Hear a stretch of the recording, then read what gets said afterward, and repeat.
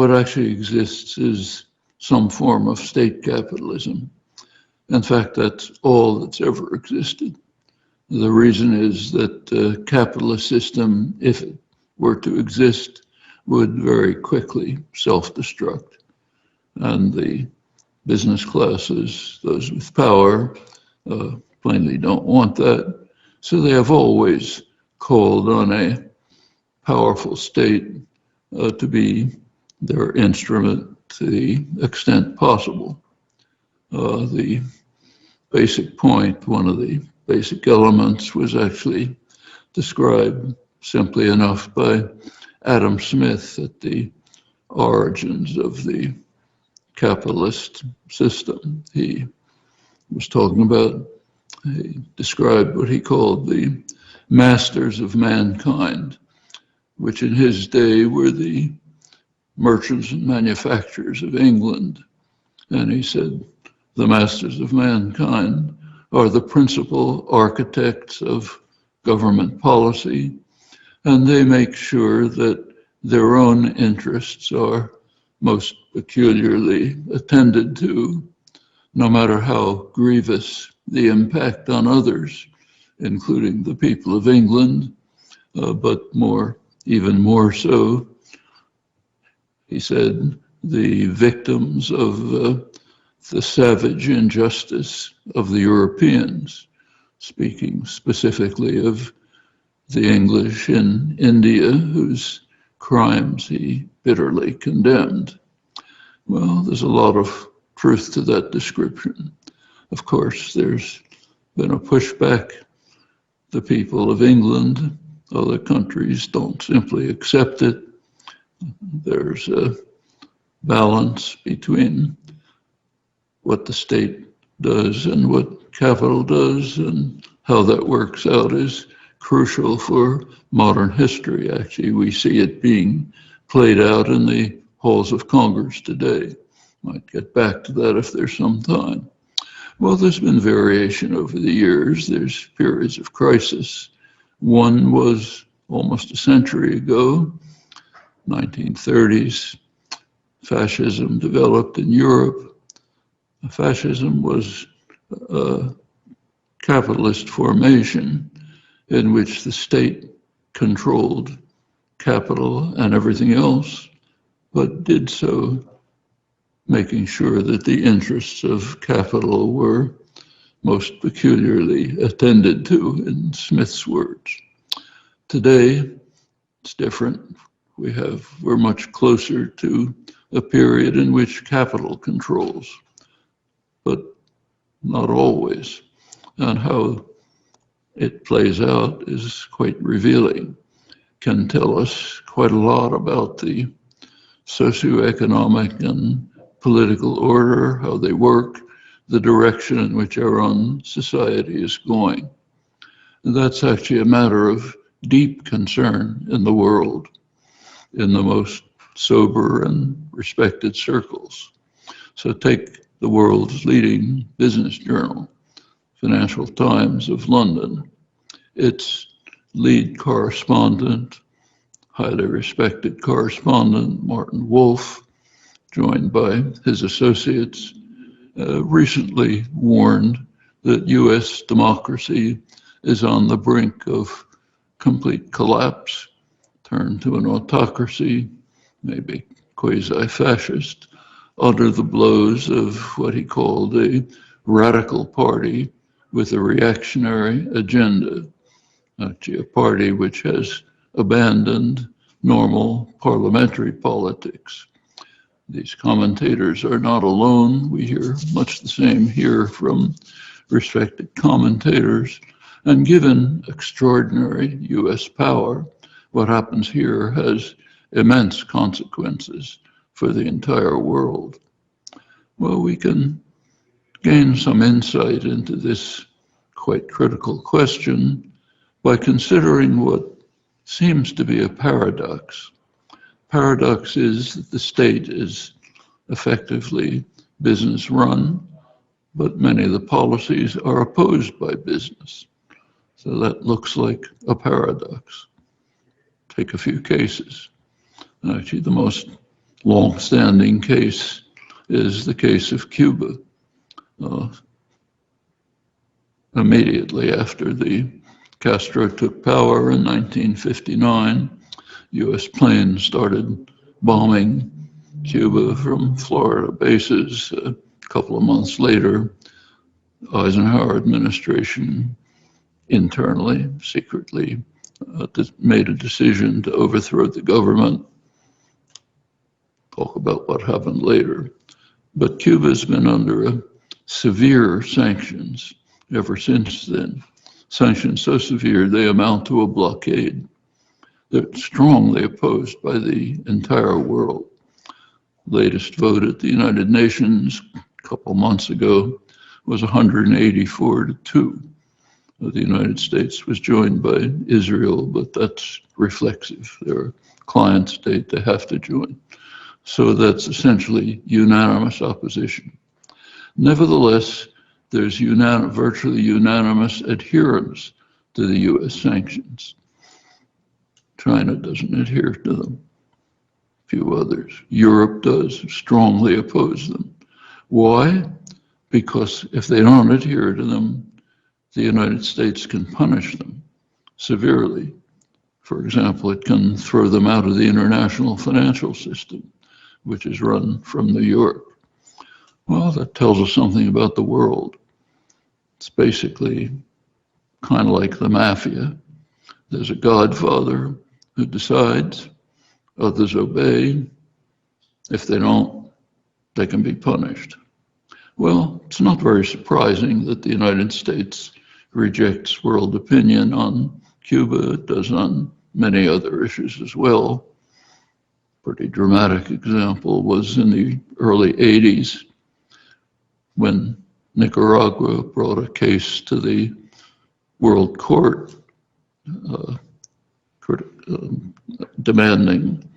requesting appeal from the US war that was being waged against Nicaragua. Court voted in favor of Nicaragua, accused the United States of unlawful use of force, which is a technical term for international terrorism, ordered the United States to desist, pay huge reparations. Of course, the United States, then came a Security Council resolution which called on all states to observe international law. Didn't mention the United States, but everyone understood. The United States vetoed the resolution, dismissed the World Court judgment. New York Times editor supported that, saying the World Court is a hostile forum, as proven by the fact that they're condemning the United States. A couple of years earlier, the editors had regarded the World Court as a model of probity when it made a judgment in favor of the United States, but this of course changed it. Well, that's normal. More surprising in the case of Cuba is that the United States opposes central components of the business sector in the United States, huge sectors, pharmaceutical corporations, energy corporations, agribusiness, they all want to enter the Cuban market. But the government says, no, not allowed to. That's more unusual than dismissing world opinion. This is consistent from Eisenhower up to the present. Very little deviation. The fiercest time was in fact under Kennedy.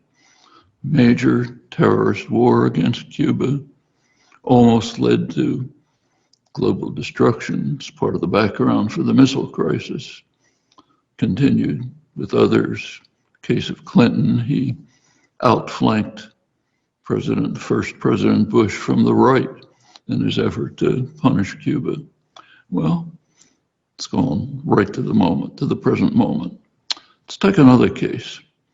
Iran, more serious in terms of its international consequences. 1953, as you know, the United States overthrew the parliamentary government, reinstalled the Shah, The part of the United States essentially replaced Britain, which had dominated Iran before then. And part of the US-run coup was that US energy corporations were to take 40% of the British concessions. The energy corporations opposed that. It was not good for their business interests. They could make much more profit lifting oil in Saudi Arabia. They didn't want to have to move over to Iran, but the government forced them to. The Truman administration at that point threatened them with serious antitrust actions unless they accepted 40% of the British concession. Doesn't sound like a terrible punishment, but they didn't like it, but they accepted it. Up to the present, Iran is, of course, under very severe sanctions. The sanctions are really brutal. They are devastating for the population who are the target. It's gotten to the point where people are advertising their organs for sale to try to survive. It reaches to tiny details. So a couple of days ago, I gave an invited talk on philosophy to an Iranian audience. Iran has high culture, advanced scholarship, lots of public interest, a huge audience. One problem, they couldn't use Zoom, they couldn't use Skype, because the United States will not permit any of the platforms to be used by Iranians. They had to find some devious way to record it and get it to an Iranian platform. Well, this is real savagery. And the world is opposed, but conforms. Europe conforms to the sanctions. US business is opposed. Energy corporations, others would like to enter the Iranian market, but US government says no. Europe conforms for the same reason it conforms to the Cuba blockade. Severe punishment if they don't. Obvious question is, why is this happening? Well, in the case of Cuba, we have internal documents, declassified internal documents, which explain it. The problem of Cuba back to the early 60s is what the State Department called Cuba's successful defiance of US policies going back to the 1820s, the Monroe Doctrine, which declared US intention to control the hemisphere. We will not accept successful defiance. Other documents explain that if Cuba succeeds in this defiance, others might choose to follow the same direction. US domination of the hemisphere will erode, sometimes called the domino theory. It's ridiculed, but never abandoned because it's basically correct. US didn't invent it. It goes back to much earlier imperial history. Well, what about Iran? 1953. There was part of the reason for the coup was also a version of the domino theory. There was concern that if Iran took control of its own resources, as it was trying to do, it might have an effect elsewhere. There was conflict in the Middle East at the time, and Egypt were popular efforts in Egypt to try to throw out British domination, take control of their own resources. If Iran succeeded, might succeed in Egypt. Can't take that risk. Well, that's, of course, since 1979, the US has pretty much been at war with Iran. Same thinking. Can't accept defiance. Can't, even worse if it's potentially successful defiance, which others may be encouraged to follow. Well, there is a kind of a rational argument to support this. The state conflict with major business interests, even though the state is business run. The idea is that the state essentially preserves long-term interests of capital, not parochial interests. CEO of a corporation wants to make profit tomorrow. The state authorities, who may be CEOs of corporations, but they're in a different institutional setting, and in that institutional setting, their concern is the long-term interests of the state capitalist system, which overrule the parochial interests of particular components of it, even major ones, like the huge sectors that I mentioned. It's a plausible argument, does not quite capture the sadism of the state actions, which is really quite remarkable when you look into it. Well, let's turn to a last case, a harder one, and a much more serious one, China. That's very serious. We're facing the risk of terminal war. That merits a close look. Well, under Trump, there was a trade war posed by US business. It's escalated under Biden. For the business world, it's something they don't like, threatens their investments, their market, their profits. They try to find around it, ways around it. It's justified by the argument that China is a major threat. That you read everywhere. The interesting question is, what exactly is the threat? Chinese government does a lot of rotten things.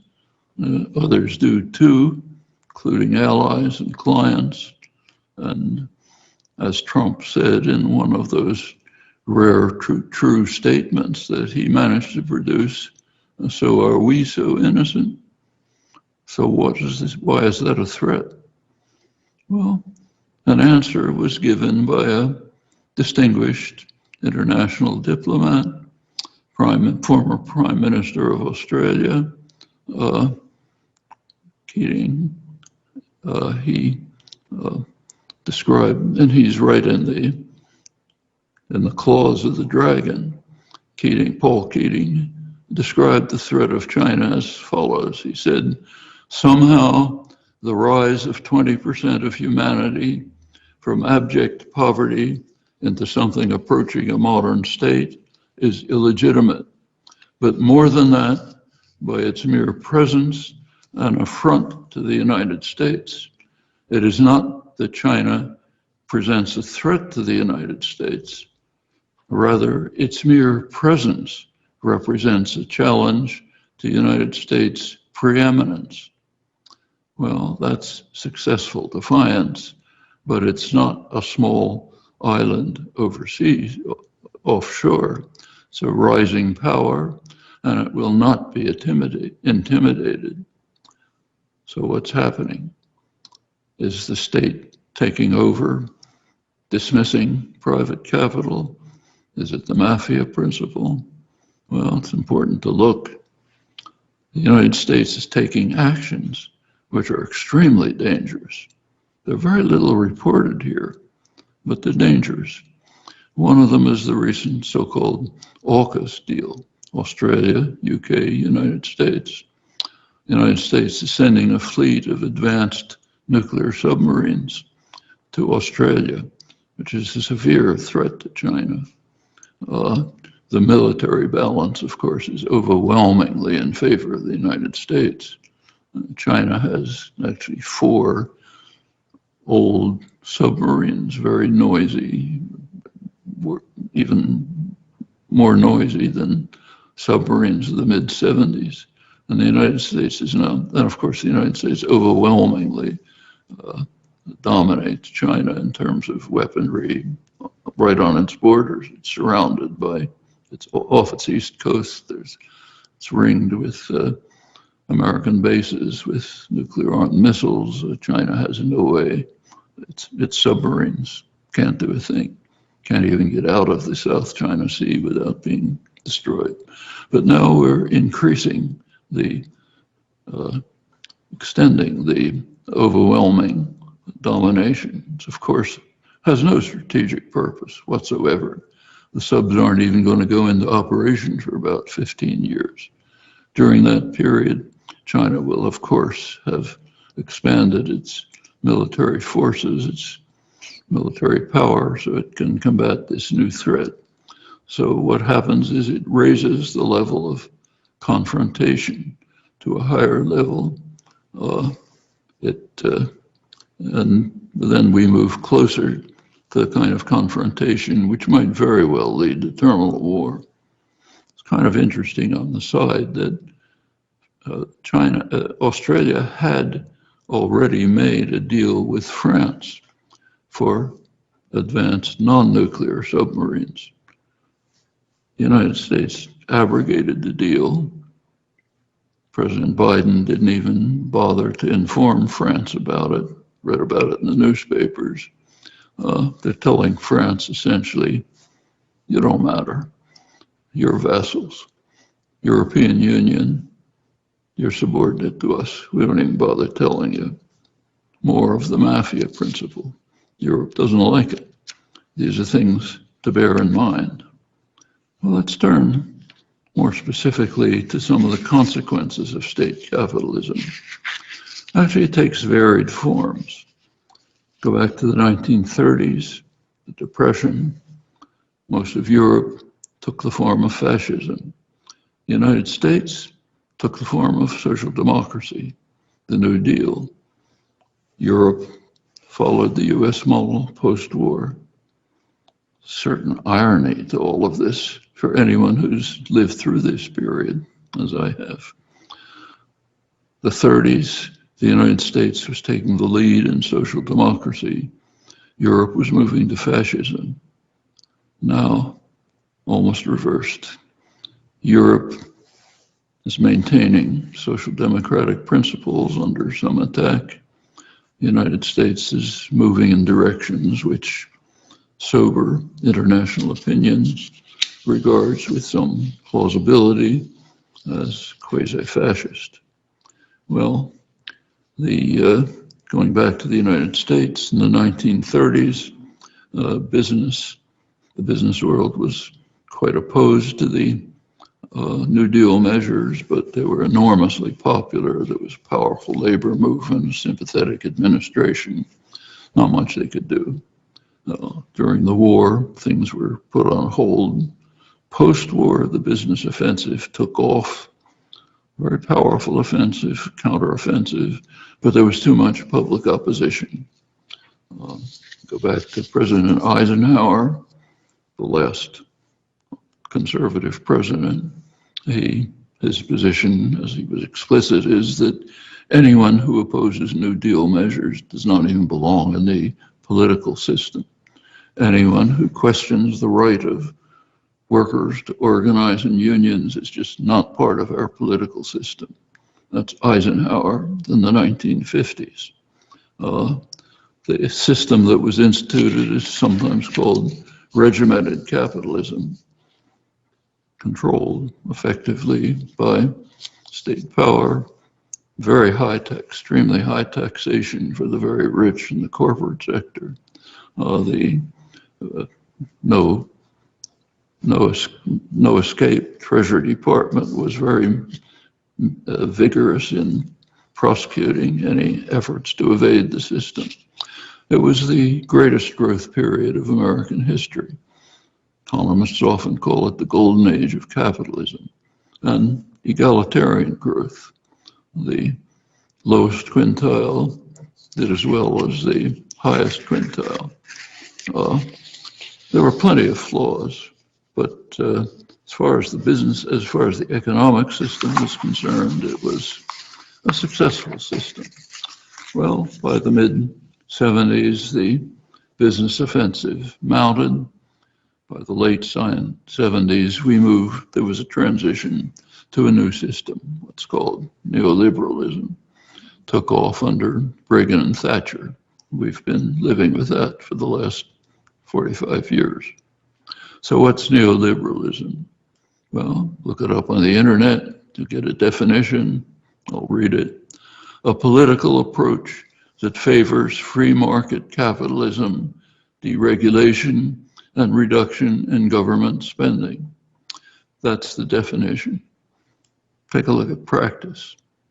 Almost the opposite. Government spending increases. There's no free market capitalism. The one accurate part is deregulation. In practice, if you look at it, the right name for neoliberalism is one-sided class war, the masters of mankind against the rest, Adam Smith's term. And that was very clear from the outset.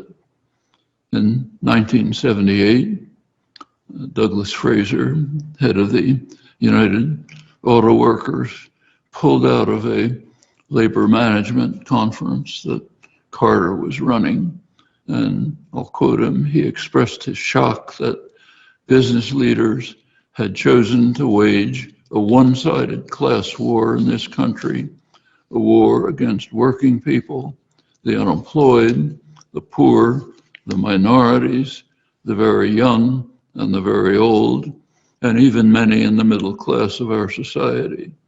They have broken and discarded the fragile, unwritten compact previously existing during a period of growth and progress, during the period of, I'm adding this, class collaboration under regimented capitalism. Well, his understanding was somewhat belated. Businesses always fighting a class war, sometimes with less opposition, in which it becomes more one-sided. Well, it was perfectly obvious what was going to happen from the very start. Just take a look at Reagan's inaugural address. Government is the problem, not the solution.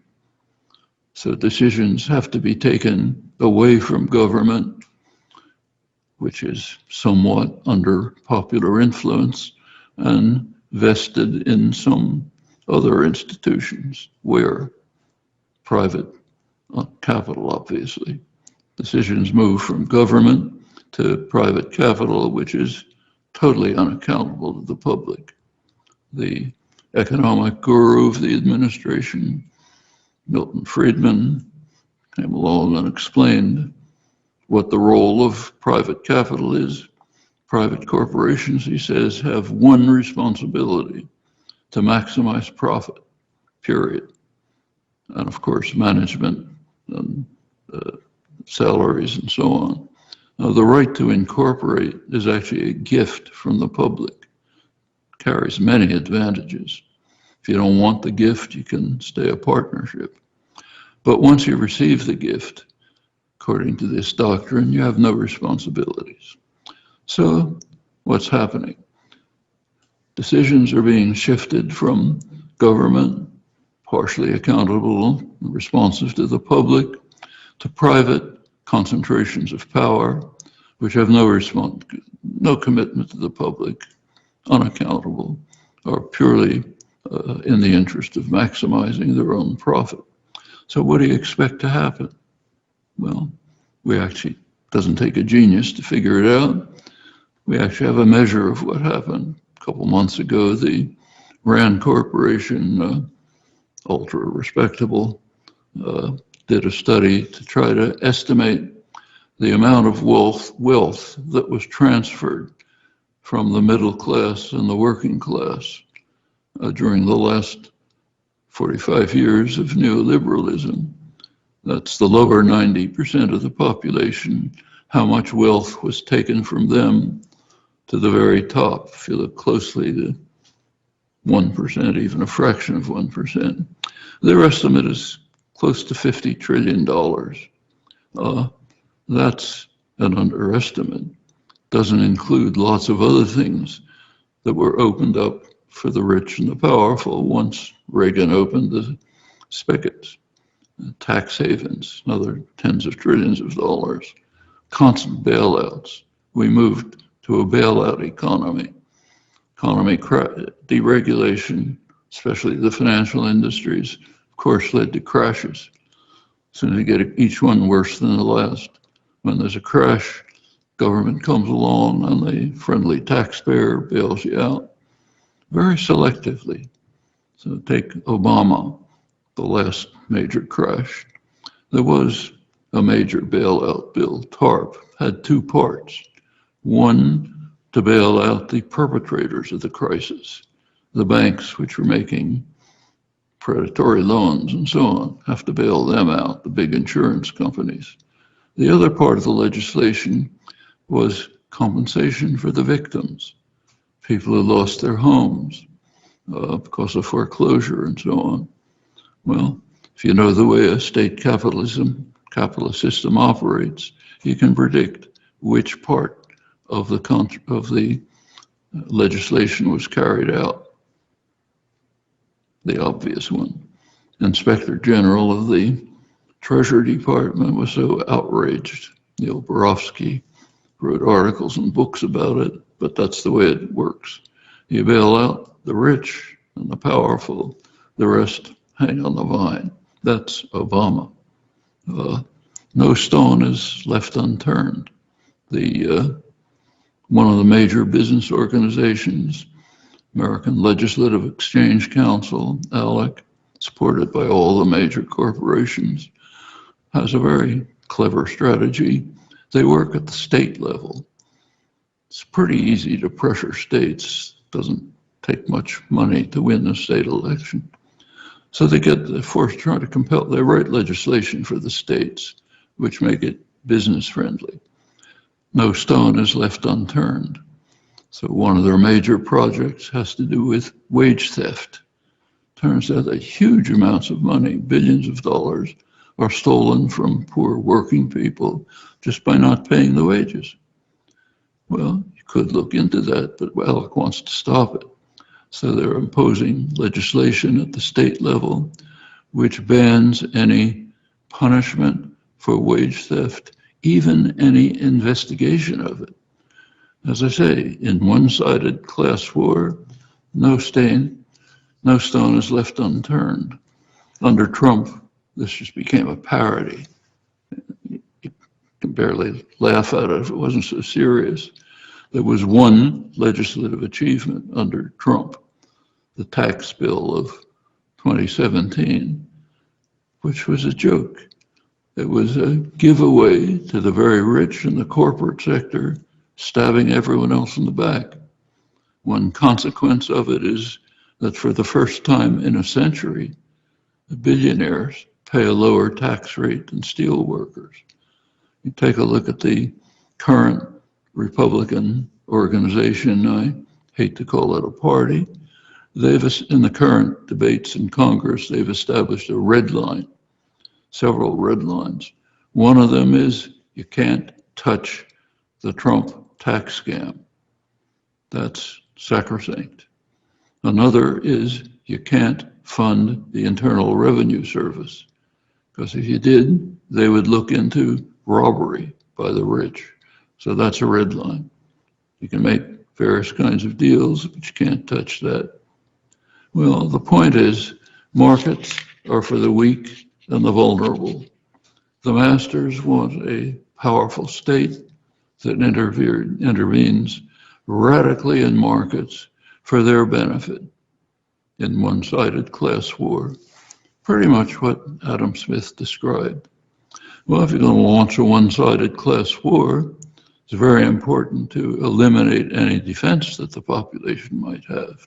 If you look back 40 years, the first acts that were taken by Reagan and Thatcher were to attack and destroy the unions, the main means of defense of people against a one-sided class war. They resorted to technically illegal means, scabs, permanent replacement workers. That opened the door to private corporations who could then follow the same policies. Actually, we should bear in mind that this is standard neoliberal doctrine. Go back to its origins in Vienna, in the 1920s. That's where the neoliberal movement began. The guru, the leading figure of the movement up until today, is Ludwig von Mises. In 1928, the semi-fascist Austrian state destroyed the labor movement in a violent repression. Von Mises was overjoyed. They were contributing to sound economics. Labor unions are a threat. They try to support the rights of working people. That interferes with sound economics. Von Mises said this was quite open about it. He wrote about fascism. Fascism was then Mussolini, that destroyed the labor movement, independent thought, imposed a brutal, harsh regime. He said that, Von Mises had a major book called Liberalism, meaning neoliberalism. In it, he said that fascism and similar movements on the right, aiming at establishment of dictatorships, are full of the best intentions, and their intervention has, for the moment, saved European civilization. The merit that fascism has thereby won for itself will live on eternally in history. That's fascism.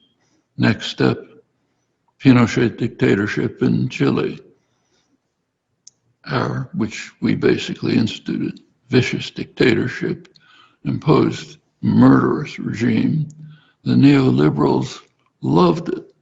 Chicago economists flocked to Chile to run the economy. Friedrich Hayek, the more humane of the neoliberal leaders, was overjoyed. He said, he visited Chile. He said, everyone agreed that they had much more freedom under the Pinochet dictatorship than under the Allende social democratic regime. Well, that was the 70s.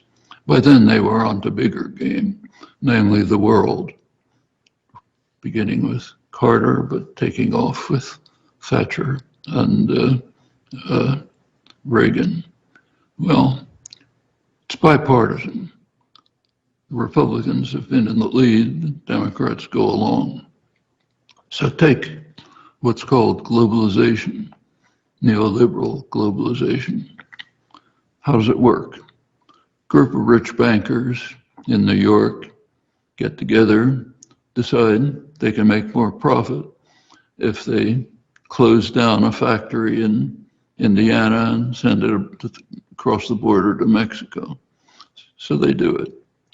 Well, there's a justification given for this by moral philosophers and economists, some of them at least. They say, well, look, people in Mexico need jobs too. So we're doing good. Slight problem.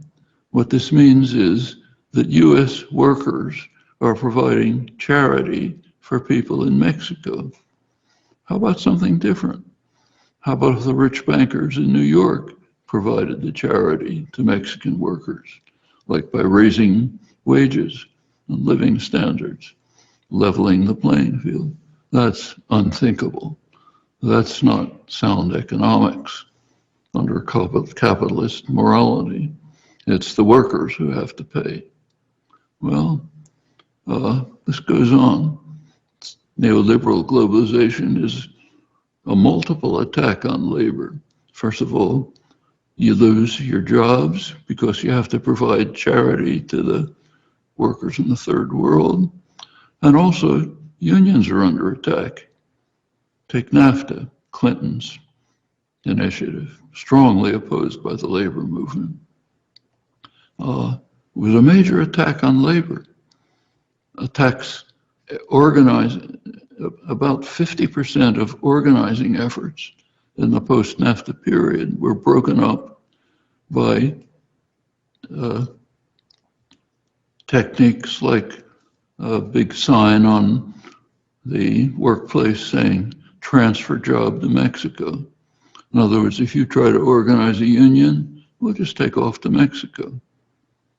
It's illegal, but doesn't matter if there's a criminal state. It can be as illegal as you like. Well, the NAFTA and others are called free trade agreements. Interesting phrase. First of all, they're not agreements, at least if people are part of the country. Population was opposed, actually, in all three countries. Is it trade? It's not trade. Large part of the trade, we don't have corporate records, but estimates are maybe 50%, is internal to firms. So some major corporation makes parts in Indiana, sends them to Mexico to be assembled, sells it in California. Well, that's called trade in both directions. It's not trade. It's no trade. It's internal to a command economy. It's as if in the old Soviet Union, the parts were made somewhere in the Urals, sent to Poland for assembly and sold in Leningrad. We didn't call that trade. Cross borders, it's not trade. It's a very large part of the so-called trade internationally, probably the majority. Is it free? It's not free. The so-called agreements are highly protectionist. They give unprecedented patent rights. There never was anything like that, both for the product and the process to major corporations. That's monopoly rights to corporations. A big cost to the population. That's why drug prices are in the stratosphere, others. If Microsoft didn't have monopoly pricing rights, Bill Gates would be working for a living. Well, this is be a major problem right now with the pandemic. Big issue on the front pages. I don't have to go into it. Moderna, for example, says can't give away its process patents. Moderna's made a real killing on the vaccine. They contributed something, mainly government spending. The basic technology discoveries were in government labs. Government has greatly subsidized it, but Moderna executives are now getting into the Forbes 400 of top earners. That's an aspect of the way the whole economy works.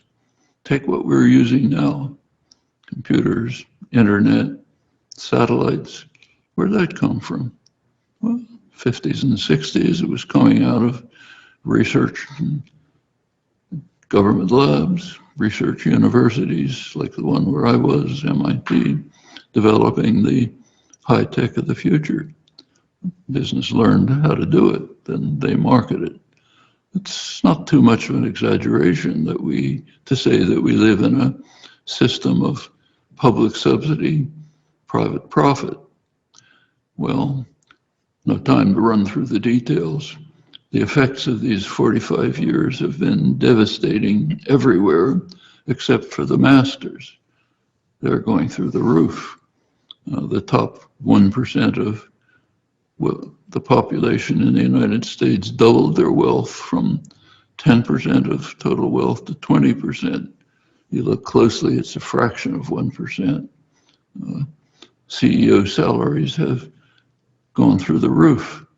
The ratio of CEO to worker salaries has multiplied by a factor of 10 over these years of highway robbery, one-sided class war. So for the masters, it's great. Well, there are reactions.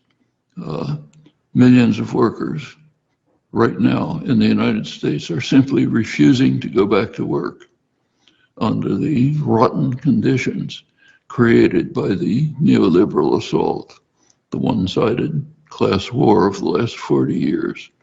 It's almost entirely non-unionized workers, thanks to the decimation of unions. This withholding of labor should be called the Great Strike of 2021. It's the phrase by left economist Jack Rasmus. It's a major strike, withholding of labor, many millions of people, lots of discussion in the press by economists. The reason's perfectly obvious. They don't want to go back to the rotten conditions that have been imposed in one-sided class war. There's also been a wave of actual strikes. teachers in the red states, Arizona, where I am, West Virginia, fighting back against the destruction of public education, which has been very conscious, very explicit through the past 40 years. People are resisting in other ways. The global climate strike a couple of weeks ago, mostly young people, struggling to save us from our suicidal impulses. Well, is that going to be enough to reverse the liberal assault? We don't know. That's for us to determine. Well, let me just make a final comment. There are deeper issues with capitalism, well beyond the destructive character of the savage capitalism of the last 45 years. Just think for a moment about what's the aspiration for a young person. Get a job. Let me get a job. That is, let me spend almost all of my waking hours in service to a master, service that's beyond totalitarian. Stalin couldn't tell people at 3 p.m. you have 5 minutes when you can go to a restroom. If you're a UPS driver, you're monitored constantly. Stop for a cup of coffee when you weren't supposed to, get a demerit. A couple of those, you lose your job. You're in an Amazon workplace. There's a particular path that's been figured out to get from here to there. If you stop to say hello to a friend, you get an immediate message saying you're in trouble. Too many of those, you're out. Well, this kind of subordination to a master hasn't always been accepted. In fact, for 2 millennia, it was assumed that the worst attack on human rights and dignity is servility to a master. The 19th century, that was the attitude of the workforce. The radical farmers in the Midwest, Texas, Kansas, organized to try to free themselves from the control of Northeastern bankers and market managers. They wanted to form a cooperative commonwealth where they would control their own affairs. Meanwhile, the labor movement was developing, Knights of Labor, huge labor movement. Its motto was, those who work in the mills should own them. We don't want capitalist masters stealing our labor. They almost got together. If they had, this would be a very different country, far more democratic, crushed by force. Rose again in the 1930s. It's been attacked ever since. It's not the end. It's time to get to work. We face crises that are urgent. There are deeper issues in the background. Challenges can be met. It's not going to be easy, and there's not much time. Thank you. Thank you so much for those comments, Noam. Maybe I'll start at the top of your talk in your international section. I was curious, there's been, I think, a lot of increased scrutiny of our so-called forever wars or our endless wars of aggression. But what you outlined in terms of our processes in client states is something different. We're still exerting our force as the U.S. in various ways, even if we aren't specifically intervening in a military fashion. How do you think we can exert more scrutiny over those processes as opposed to just looking at, wars? So are you asking about military intervention versus other kinds of intervention? Yeah, I think at this point there is a growing consensus that we should not be staging military interventions, but neocolonialism, clientelism, various forms of other intervention continue. Well, there is an interesting notion called forever wars. We shouldn't have forever wars. Stop to think about it for a moment. When did our forever wars begin? Well, actually in 1783. soon as the British yoke was overthrown, the colonists immediately invaded the West. The British had prevented that. It's one of the reasons for the Revolutionary War. Invaded the Indian nations through the 19th century, wars of extermination, destruction, conquered half of Mexico. After that come interventions all over the world. It's hard to find a year in US history when we haven't been at war, usually aggressive war. Well, take the so-called forever wars. They started with George W. Bush after 9/11. There was no justification for the invasion of Afghanistan. In fact, the United States didn't even care about Al-Qaeda and bin Laden. That was made quite clear. Shortly after the invasion, Taliban agreed to surrender, which of course would have meant handing them over. The answer by Secretary of Defense Donald Rumsfeld was, "We do not negotiate surrenders." He was backed by the president, said, "We're not interested in surrenders." What were they interested in? Well, I think the only answer I've ever seen was given, good answer, was given by the leading figure in the Afghan anti-Taliban resistance, Abdul Haq. He had an interview in Europe by a leading Central Asia specialist, Anatol Yevin, asked it, "Why are the Americans invading?" He said, "The Americans are going to kill a lot of Afghans.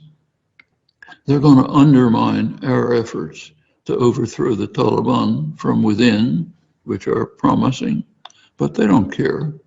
They want to show their muscle and intimidate everyone. That's why they're invading." Well, they did show their muscle and intimidate everyone. Then they went on to the real prize, invading Iraq.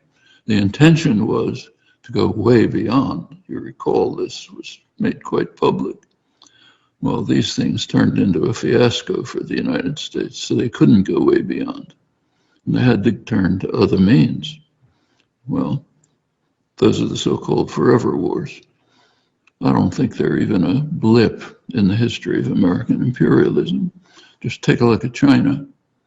Right now, escalating, a very dangerous war against this time a major power, which is carrying out successful defiance and might have a domino effect. Now we're getting into really serious territory. Invading Iraq and Afghanistan caused a disaster for the populations, didn't lead to terminal war. This might. You up the ante with China, they're going to respond. Send nuclear submarines to Australia, they'll build up their defenses. They'll respond by sending planes to buzz Taiwanese air defenses. Who knows what's going to come out of that? So it's the same policies, same motivations. We have to intimidate the world, show our muscle, make sure everybody follows our orders, whether it's a blockade of Cuba, brutal murderous sanctions against Iran, whatever it may be, we continue with them because we have to rule the world. Even if we have to tell Europe, get lost, you follow us. I don't think the end of the so-called forever wars has much of a detectable effect. Thank you. Picking up on your analysis of China, I'm curious how you would respond to many leftists who are feeling very challenged about what seems to be a false choice in our discourse. Support the US or support China? I didn't get... Oh, sorry. Let me repeat it for you. I'm curious how you would respond to many leftists who are struggling with how to understand the Chinese situation right now. And I'll just rehearse the sort of choice that's posed, which is often, if you are against US empire, you must essentially embrace Chinese empire. There's a bit of a false choice in the discourse. How would you respond to that? How do you see that? There is a Chinese empire. It's, first of all, China's doing, most of the Chinese empire, the overwhelming majority of it is what's called soft power. So China's expanding into Central Asia. Shanghai Cooperation Organization, based on China, has been integrating the Central Asian states into the Chinese-dominated system.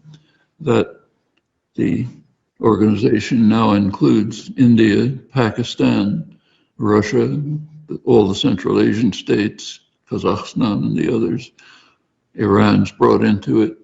Turkey might come in pretty soon, entry to Europe. This is the Belt and Road Initiative, major development initiative. China's not doing it out of altruism.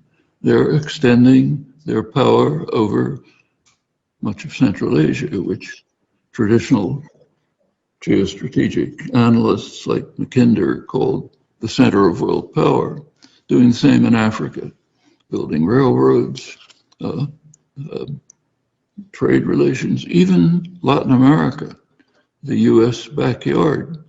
They're the leading trading partner for South America. The US doesn't like it. It's been trying to block it. They're trying COVID diplomacy, sending vaccines and so on. They're also doing some things which are strictly illegal. Like in the South China Sea, China has ignored a judgment of the International Court of Justice. Well, that's a problem. The US is not in a very strong position to object to that. For one thing, the United States is the only maritime power which hasn't even ratified the law of the sea, which is what is at stake. Well, this is an obvious place for diplomacy and negotiations. Now, that's even more true over what's called the freedom of navigation issue. You read the press, we're told the United States is defending freedom of navigation when it sends a naval armada into the South China Sea. That's not accurate. There is no question of freedom of navigation. That has never arisen. The truth of the matter is described accurately by Australian strategic analysts, the ones who are right there. What's at issue is an ambiguous element in the law of the sea concerning what are called exclusive economic zones. According to the law of the sea, every state, United States, China, others, has a 200-mile exclusive economic zone offshore. And there's a technical question about what activities are permitted by foreign powers in that zone. Are you permitted to have military and intelligence activities? The wording of the law of the sea is kind of ambiguous. It says there can be no threat or use of force. So the technical question is, are military activities the threat or use of force? Well, China says yes. The United States says no. China is supported by India. India recently vigorously opposed US military actions in its economic exclusive zone. So there's a debate over a technical issue. Obvious case for diplomacy and negotiations, not a show of force, not sending a naval armada, not sending a fleet of nuclear submarines. That's not the answer. China and the United States simply have to cooperate. The major crises we face, they don't have any borders. There's no borders to the pandemic, no borders to global warming, not even for nuclear war, because it's everywhere once there's a major one. None of the problems are bounded by borders. Well, here are the two major powers, huge superpower, the United States, overwhelmingly dominant, a rising superpower, which is growing. They have to cooperate. If they don't, we're simply finished. It's not a choice. So the question is how to move towards cooperation rather than confrontation. That shouldn't be beyond the means of the leadership. Certainly the populations of the world should be pressing very hard for them to move in this direction. A lot is at stake. And one quick follow-up to that, does your analysis extend to Taiwan, Hong Kong, and Xinjiang? Obviously, a lot of people around the world are concerned about what they've been seeing there. They should be. What China's doing in Hong Kong is unconscionable. I mean, Hong Kong was a British colony, had no freedom at all. But when the British left and handed it over to China, the idea was that it should be free and democratic for the first time. Actually, Hong Kong was stolen from China by British gunboats as part of their huge narco-trafficking trade to try to break into China. But recently, when the British finally left, in theory, it was supposed to have freedom and democracy, and to a significant extent it did. Well, China's now cutting back on that. It's imposing more restrictions. We should strongly support the people of Hong Kong in their opposition to this. But as President Trump said, so are we so innocent? There's plenty of things like this all over the world, including much worse things than we've done and are doing. So yes, we should care about it. It's not a threat to us, but it's something that we should be upset about. Well, let's say Taiwan. There is an official policy in which the U.S. adheres to. It's called the One China policy. It says, in principle, Taiwan is part of China, but only in principle. In practice, it should be independent. That was 1979, I think. It's worked pretty well since then, just a tacit agreement. Yes, you have it, the right in principle, but you're not going to implement it. Now that's worked pretty well. As the provocations are rising, mostly from us, China's reacting. So a couple of days ago, there was an overflight of Taiwan by Chinese bombers. That's a signal that says, don't push the provocations too far. You push them too far, we're here. We don't get intimidated. We're not Europe. We don't get intimidated by you, so we'll react. Well, we can push the provocations higher. They'll push them higher. Pretty soon we'll go to war. We're all done. Okay? Or we can try to move back to diplomacy, negotiations, cutting back provocations, protesting things that deserve to be protested, pressuring where we can by diplomatic means, but working towards cooperation. There is simply no alternative. China doesn't call it a threat to them when we are taking part in the devastating crushing of 2 million people in the Gaza Strip, including 1 million children, who are now at a point where they literally do not have water. 97% of the water is undrinkable. The children are being sacrificed, 1 million children. We're doing it. We're providing the weapons and the diplomatic support. Well, China has no right to respond militarily to that. They don't even protest, but they could. It's a horrible crime, but it's not a threat to them. These are crimes that we have to deal with. It's our crime. China's crimes, China's going to have to deal with. Thank you for that. I'm glad you brought up Israel and Palestine because I was recently reading your book, The Fateful Triangle, and conditions have substantially worsened for Palestinians since that time. But I heard you recently speak about some optimism you feel around the United States people's suspicions of Israel, their growing condemnation of what's happening there.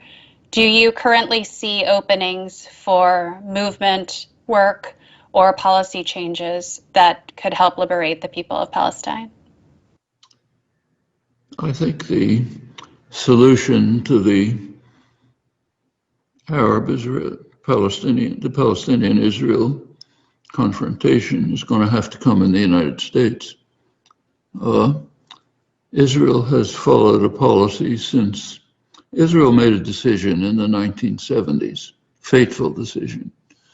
They had the choice of a political settlement.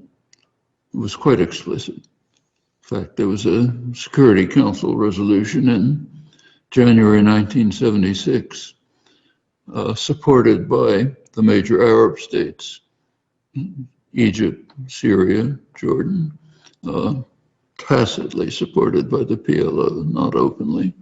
It called for a political settlement on the internationally recognized border, maybe some modifications. The phrase was mutual minor modifications. A settlement with two states, Israel, Palestine, with guarantees for the right of, I'm quoting it now, the right of each state to exist in peace and security within secure and recognized borders. Israel was infuriated. They refused even to attend the session. Prime Minister Rabin said, "We will never negotiate with Palestinians on anything." The United States vetoed the resolution. Well, there's a long diplomatic history after that, but it's pretty much the same. During this period, Israel they made a decision at that time, choose expansion over security. Well, that choice meant reliance on the United States because it was certain. You could see right away they're going to become a pariah state. The world is not forever going to accept this. As you defy Security Council resolutions over and over on Jerusalem, on the Golan Heights, defy international law, World Court decision, pretty soon the world isn't going to like it. Plus all the atrocities, major atrocities in Gaza, constant atrocities in the West Bank. You read the Israeli press every day, there's some new atrocity. Well, the world's turning against it. They rely entirely on the U.S. If the U.S. puts it, and the U.S. supports it, it provides overwhelming aid. In fact, when Israel runs out of arms in one of its attacks on Gaza, as it recently did, simply turns to the United States to replenish them.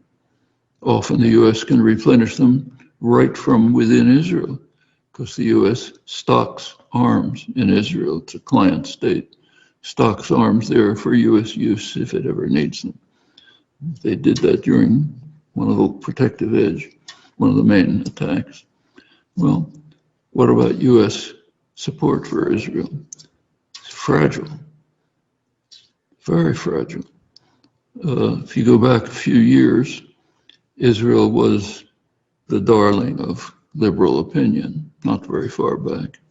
That's finished. Among more liberal sectors, there's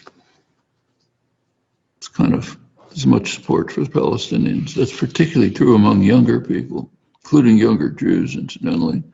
Far more support for Palestinians. Support for Israel has drifted to the far right. It's in the evangelical community. It's connected to their various ideas about the second coming and so on. And military and security sectors, they're very supportive of Israel, close relations. And the ultranationalist elements and anti-Muslim elements. That's a big shift, and it's fragile, and it's more than that. Take Israel's nuclear weapons. You probably read in the New York Times a couple of months ago, there was an editorial which surprised me. There was an editorial pointing out the obvious solution to the alleged threat of Iranian nuclear weapons. I and others have been screaming about it for years, so I was glad to see it in print. There's an obvious solution: impose a nuclear weapons-free zone in the Middle East. They're all over the world, so let's do it in the Middle East. Intensive inspections, we know they work. They worked very well under the joint agreement. U.S. intelligence agrees. End of the Iranian threat, whatever it's supposed to be. No more sanctions, nothing. It's all finished. Well, the Times actually had an editorial advocating that with a footnote. Israel's nuclear weapons are non-negotiable. Okay, so the one nuclear weapon state in the Middle East can't be touched. In fact, the United States does not officially recognize that Israel has nuclear weapons. Of course, everyone knows they do. It's a huge arsenal. But you can't officially recognize it for a good reason. If you do that, American law comes into play. American law, Symington Amendment, others, has provisions which seriously question whether any aid to Israel is even legal under American law, given that it's constructed a nuclear weapons arsenal outside the framework of the Non-Proliferation Agreement. Well, you could get lawyers arguing it on both sides, but nobody wants to open that door. So the United States consistently vetoes the solution to the alleged problem of Iranian nuclear weapons. Latest was Obama, came up in 2015. Whole world's in favor of it. Arab states all in favor. Iran is strongly in favor of it. G77, Global South, strongly in favor of it. Europe's in favor of it. US won't allow it because it would mean recognizing Israel's nuclear weapons. Well, I think myself that the American population would not be terribly happy if they learned that we're facing allegedly a severe threat in Iran, and it could blow up because we have to protect our aid, massive aid to Israel, from American law. I think that's worth getting people to understand. It's almost undiscussable in the United States, almost undiscussable. There are people who talk about it a lot. You talk to an audience, they understand it, but can't make it to the mainstream. Very interesting example of thought control in a free society. There are other such examples. In fact, the case of the China threat is one of them. Try to ask, what is the China threat? I don't know any better answer than Paul Keating's. What is the Iranian threat? What's exactly the threat of, suppose Iran were to develop a nuclear weapon. What's the threat? If Iran even loaded it on a missile, the country would be vaporized. The ruling clerics could be horrible people. They're not totally suicidal. All of these things are severely misconstrued. Thank you. In our remaining time together, I wanted to fold in a couple of audience questions.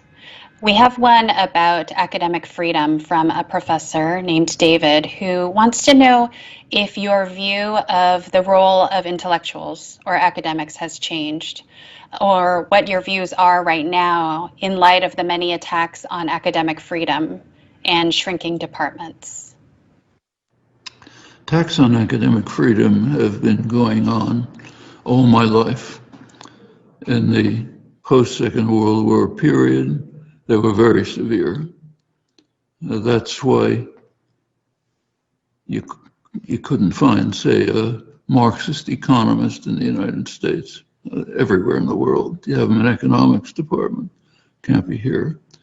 The United States is pretty much off the international spectrum on this. Even the word socialist is considered an inflammatory term in the United States.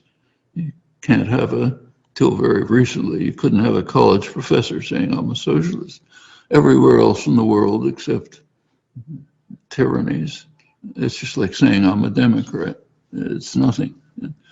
Communists run for office. Communists are in faculties. None of that is thinkable in the United States. I mean, just from my own experience alone, I could regale you for a long time on what happens in the universities if you try to talk about something that's not acceptable. Up until pretty recently, I had to have police protection, even in my own university, MIT, if I was talking about Israel and Palestine. People have been thrown out and so on. So cancel culture's all over the place. What's new and wrong is that segments of young people on the left are picking up the practices that have been commonly used and are trying to keep people off campus who they don't like and so on. And that's happening. Wrong in principle, tactically suicidal. It's a gift to the far right. They love it. Trump ran his campaign on it. It strengthens the, say, somebody's trying to come to campus, you keep them off, you're giving them a gift. They can then present themselves as heroes defending free speech from the totalitarian left. It's beautiful. You want to trade it sanely, if they're invited to campus, let them come, set up a counter meeting, discuss their views and attitudes and educational experience. Half the time you find they won't even want to come if you're going to do that. But that's the sensible way to deal with it. If you want to stab yourself in the back, keep them off campus. And wrong. So yes, it exists. It's now a huge issue because it's directed not against the left, which is normal and acceptable, but it's directed against mainstream and right-wing people. That's out. And it should be out. That should be protested. But we should recognize where it sits in the general picture. Thank you. One last question from Georgia in the audience, who is curious about how you see the current labor movement in the United States. Georgia cites, for instance, the ongoing contract process at John Deere as an example of places where rank and file rebellion is underway, where organizing is happening. Are we in a moment of resurgence in the U.S. labor movement? That's a very crucial question. If you look back over history, the labor movement has been typically in the forefront of constructive social change. I mean, I mentioned the 1930s. The main force behind the New Deal was militant labor activism. I'm old enough to remember this very well. The labor movement had been virtually crushed in the 1920s, mainly by Woodrow Wilson's Red Scare.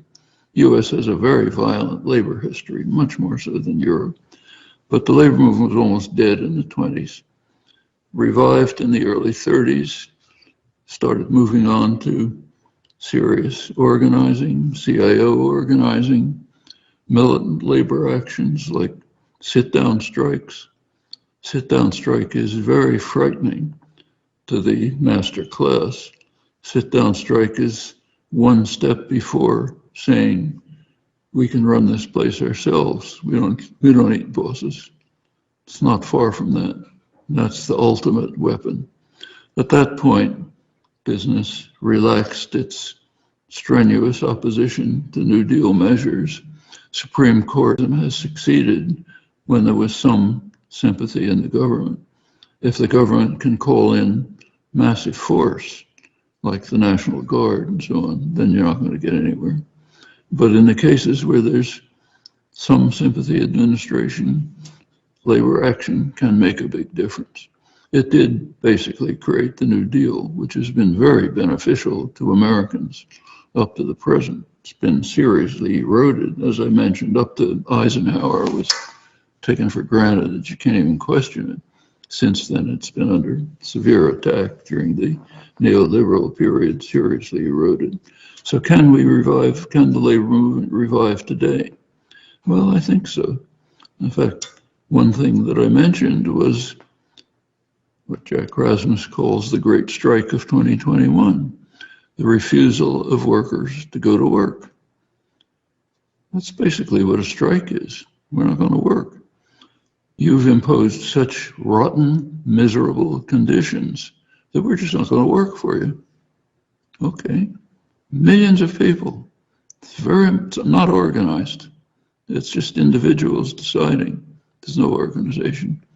Not in the unions, mostly non-unionized. That could be a force that could go somewhere. And there are major strikes, like take the teacher strike.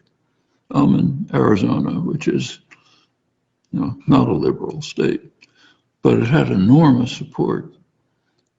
Drive around town, there are signs on people's lawns everywhere supporting the teachers.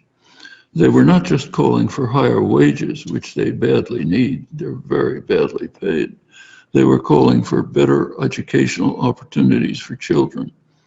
Don't force us to teach in a classroom with 50 kids. Don't take away the special programs, arts programs. Don't take away the nurses, Put a decent educational environment in place. Remember, we've just had a Secretary of Education for the past 4 years who wanted to destroy the public education system. Not hidden. Go back to Milton Friedman, the guru of the neoliberal period. He was strongly opposed to public education on principle. He even worked together with segregationist schools in the 1970s who were trying to find ways out of the legal requirement about segregation by pretending to be religious or something else. Milton Friedman was working with them, anything to destroy public education. It's understandable. It fits with the neoliberal idea back to Vienna in the 20s. You can't interfere with sound economics, what they call sound economics, which is, don't talk about what it is, but that's the principle. So the teacher strikes have been very effective. There have been nurses strikes, service strikes. There was a major General Motors strike. I think you're seeing signs of revival of the labor movement, and it's extremely important. I don't think there's much chance for pushing through the kinds of limited, mild social democratic measures that the so-called progressive Democrats are pressing for unless there's going to be strong labor backing. Thank you so much for that, and a bit of a hopeful note to end on. The Republicans have pulled an interesting trick on this. The Republicans now present themselves as the party of labor. And it's very interesting because they are the most anti-labor party in American history. Just take a look at the legislation, like the tax bill, red line. As I said, first time in a century that billionaires pay lower tax rates than steel workers. That's the party of labor, okay? But what they've done since Nixon is understandable. I mean, by the time of Nixon, the Republicans recognized they are they're both business parties, but they are the party more dedicated to the right to corporate power and the very rich. You can't approach people and say, vote for me, I'm in favor of smashing you in the face. Doesn't work somehow. So Nixon was the first to really understand that we've got to appeal to people on different grounds. It's the so-called Southern strategy. Right. We can be the racist party. We don't say the word racist, but we follow policies, so it's understood that we're basically a racist party. We can tap the white supremacy that runs deep in American society. the Democrats were supporting civil rights acts. Nixon realized it's open, not a secret, that we can win the Southern Democrats by opposing civil rights. Okay, you get to the mid-70s, Republican strategist Paul Weirer realized that if the Republicans pretend, stress pretend, to be opposed to abortion, they can win the huge evangelical community and the Northern Catholic vote. They all switched on a dime. Reagan had been one of the big supporters of what we call pro-choice. George H.W. Bush, the same. All became anti-abortion. That's now a kind of a mantra of the party. Guns, we're all going to be in favor of guns. Anything except the economic issues. Turn to anything else, but not the actual economic issues, the ones we're pushing. And that's worked pretty well. They've been able to develop a kind of a dual constituency. Prime constituency is great wealth, corporate power, the one they work for. Then there's the voting base. The voting base is mobilized on so-called cultural issues. Yes, we'll stab you in the back, but you won't notice it because we're in favor of the issues that you like in your traditional practices and so on. You want to have a Christian nationalist community? Okay, we're for that, But how long this scam can go on, I don't know. Trump was a master of it. He was a political genius. He could hold up a sign in one hand saying, "I love you, I'm your savior," and the other hand, stab you in the back. That's a good trick. And he carried it off brilliantly. Owns the party. The rest of the party's terrified of him. They have to go to Mar-a-Lago and shine his shoes, But that's one of the reasons why people like, say, Martin Wolf of the Financial Times and others are very concerned about whether the United States is going to move to its, he calls it autocratic, others might call it proto-fascist system, which is that kind of thing. Mobilize the population on something else. Great. Thank you so much, Noam.